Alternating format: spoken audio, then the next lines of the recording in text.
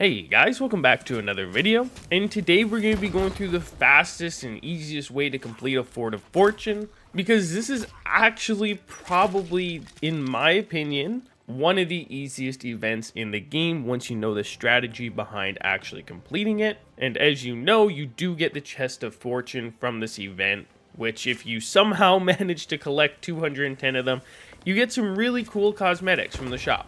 So let's go ahead and dive into it. With first things first is actually pulling up to the island itself. And in my opinion, this might very well be the most dangerous part. What I recommend is hiding below deck until you're pretty much at the island and then just dropping anchor, because you'll see in this video, even my friend who's incredibly good at the game ends up getting one-balled by the skeletons. For whatever reason, they just seem incredibly accurate at the Fort of Fortune. So definitely be careful. However, if you do see skeletons shooting at you, it's a good sign. It means nobody's tucking on the island, because if someone's on the island, the skeletons don't shoot out of the towers. Is a fun little piece of information. So if you pull up and the skeletons are shooting, just hide and know that nobody's tucking. Now, if you do pull up and somebody else is there, I highly recommend you just go ahead and fight them or sink them, because there's two possible outcomes as I see it. The first one, which is not as good, is they just end up being a lot better than you. Maybe you learn some things while you're fighting them, but they sink you and it's really no skin off your back. You don't really lose anything.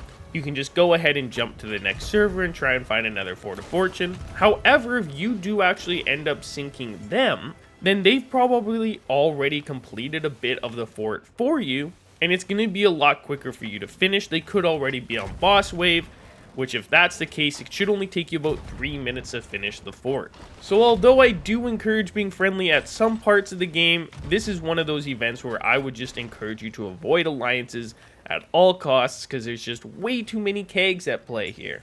Now, as far as your loadout goes, absolutely it has to be the blowpipe and the throwing knives, because you can get a lot of gold skeletons, and the blowpipe's really good. It can take out huge waves of skeletons with just one dart. And so starting with the first couple waves, it's just like any skeleton fort. You just have to take out basic skeletons. And again, the throwing knives can be really good, but I would highly recommend just using the explosive dart from the blow dart, because it really can blow through like 5 skeletons just in one explosion. And there's no kind of skeleton that the explosive dart is actually weak to, so it's kind of a win-win.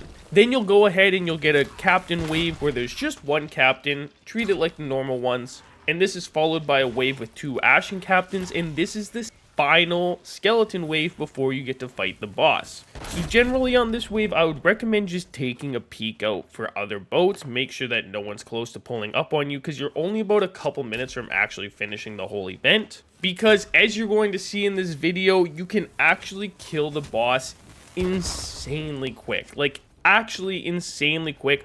All you need are the throwing knives equipped. It scales based on the amount of people you have. So if you have 4 people, it's going to be harder than if you had 1 person. But it should all end up taking the same amount of time, because if you have 4 people, all 4 of you are doing this. Just stand on an ammo box and throw throwing knives at the Ashen Lord. And by doing this exact thing, it will take no longer than just 3 minutes before the Ashen Lord is dead. You can see in this video, just based on the time of day, how fast we were able to kill the Ashen Lord. I myself was even shocked. I think this was actually one of the faster times I had. The Ashen Lord just happened to come up and was standing pretty much right on the ammo box with us.